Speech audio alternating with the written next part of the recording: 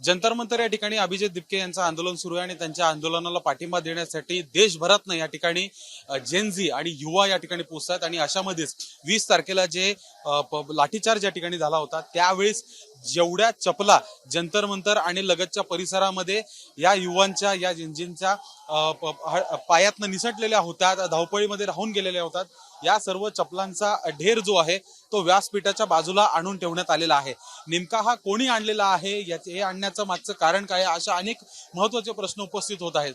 पण लाठीचार्जच्या वेळेस ज्या लोकांचे चपला ज्या गेल्या होत्या, पायातनं निसटल्या होत्या, त्या या ठिकाणी आणण्यात आलेल्या आहेत आणि अर्थातच याच्यात महिलांच्या देखील चपला दिसून येत आहेत, मुलांच्या देखील दिसून येत आहेत, पुरुषांच्या देखील दिसून येत आहेत आणि या चपल्यांची संख्या आणि हा जो ढिगारा आहे याच्यावरून लक्षात येतं की कशा पद्धतीचं 20 तारखेला या ठिकाणी वातावरण होतं।